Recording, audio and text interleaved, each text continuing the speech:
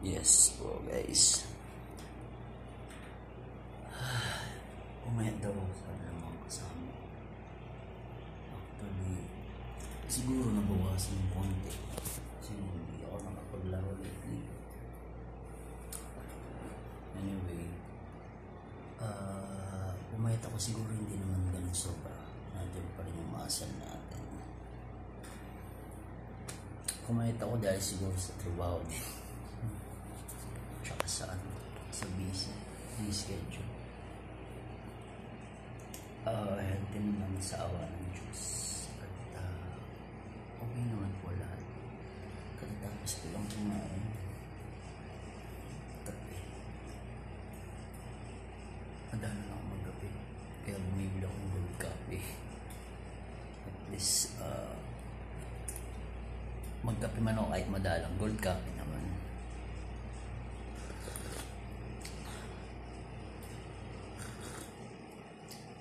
Pang-umaga ako kahapon bigla. Usually kasi pang-gabi ako. May bisita sa store. Pang-umaga ako. Isa ako sa mga naging umagang ginawa nila. Hindi naman pang-umaga ako. Puyat at the same time nakapagpahinga naman. Kagigising ko lang. Right away kasi galing sa duty dahil closing ako tapos pang-umaga. Although pinauwi ako maaga, hindi rin ako matulog. Kasi nga, gabi ka tapos umaga ka. Ilang oras lang. Iniisip ko agad yung duty. Tsaka medyo nag-review. Kasi sakaling matanungan or mga standard, may konting alam. Yun nga guys. Update ko lang po kayo. Hindi ako nakapag-workout nowadays. Pero sulit pa naman. May muscle pa naman. May muscle. Hindi naman talaga matatagal muscle. I mean, pumupa din yun. Dati medyo medyo maalsa siya na meron pa naman eh. Kita naman yan eh. Minsan dito ko tinitignan dyan sa ano. Pag mapayat ako sa siko. Pero healthy pa rin naman kasi sa trabaho namin kailangan mabilis at flexible ka. Kumilos. Number 1. Physically siya eh. At the same time, may konting mental kasi nga tumitingin ka sa computer sa POS at pumapalo ka rin ng mga orders or pag-usap sa mga guest relation din siya. Nag-greet syempre sa service normal yan eh, yung kailangan mag-greet yung guest na maging welcome siya right away from entering the store. Sa mga food service, alam mo yung sinasabi ko. Yun nga, normally, tsaka dapat happy ka. Forget about your personal issues. Pag naka-duty ka, be professional. Nakasmile ka lagi. Tsaka, yun. Trabaho, kung iniisip. Hindi mo personal na bagay or sa mga issues mo. Doon, kahit may hindi ka gusto, may gusto kong kasama. Pag naka-duty ka, kailangan pag-isamahan mo maayos. Ikaw rin din kasi mahihirapan eh, na magtrabaho pag gano'n. Kaya, yun yung advice ko lang. Maging open-minded, understanding, more patient. Although tao lang tayo. Pero yung kailangan. Kahit saan, kahit anong fields mo, yung trabaho mo, mapa-doktor ka, engineer, pilot, talo, kahit anong posisyon mo dito, yan yung kailangan, pag-ikisama, mahabang pasensya, at understanding talaga eh, tsaka patience talaga. Sipag, trabaho na dyan na yan eh, sa gusto mo sisipag ka, pag nadyan ka naka-duty ka sa trabaho. At yun nga, maayos ka naman yung buhok ko, dapat malinis tignan, presentable ka, lalo na pag sa mga food industry ka. Kailangan talaga ng may pleasing ka, marunong ka mag-please. Sa itsura pa lang, mag-please na sila sa'yo. Presentable ka, hygiene, yung good safety.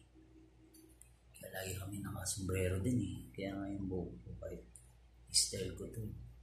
Pagdating dito sa bahay, nare-relax naman siya.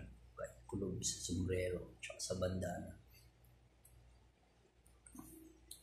At wish ko po at ipagdasal natin din yung kapayapaan sa buong mundo, lalo na po ngayon sa Lebanon, sa Israel, sa mga ibang bansa pa na nagkakairingan. Madami pong inosente na dadamay, at the same time, madaming buhay ang nawawala. Sayang po yung oras na yung mga yon na gugulin nila sa mga ganyang bagay instead na magmahalan na lang, mag-enjoy. At katahimikan sa bawat isa sa buong mundo, kapayapaan. Kasi po, nag-i-start yung kapayapaan sa sarili natin yun. Kasi kung may kapayapaan ka, yun, hindi po natin maisip kung gawin yung mga bagay na makakasakit sa iba, sa kapwa natin. At magtiwala lang po tayo sa may kapal. Ano man po mga problema, normal yan sa buhay natin. At alam ko lilipas po yan. Sa tamang panahon, sa tamang oras, lilipas yan. At wala namang permanente dito sa mundo. Lahat naman tayo pupunta sa ganyang sitwasyon ng end natin sa buhay. Dito lang naman to. Lahat ng bagay o material na meron tayo ngayon, pera, mag-aara sa sakyan, magandang posisyon, magandang trabaho, mababang trabaho, magsasaka o kahit anong pilit mo sa buhay, mahirap, mayaman, tama lang. Pare-pares lang po tayo dito sa mundo. Kaya habang nabubuhay tayo dito, gumawa na po tayo ng tama. At mas ikakarangan ng ating Panginoong Hesus. Magdasal po tayo at pilitin natin gumawa ng mabuti habang nabubuhay tayo. Ako po bilang OFW, pinagdarasal ko po kayo lahat na sana maging maayos ang bawat isa sa mga oras na ito at sa mga susunod pa. Malaking blessings na po yung gigising tayo sa umaga. Lagi po tayo magpasalamat at makontento kung anong meron tayo sa simpleng paraan o sa simpleng meron tayo. Malaking blessings na po yung biyaya sa bawat isa. At ipagdasal din po natin yung mas mga nangangailangan, mapa-spiritual, mapa-physical, emosyonal, lahat po.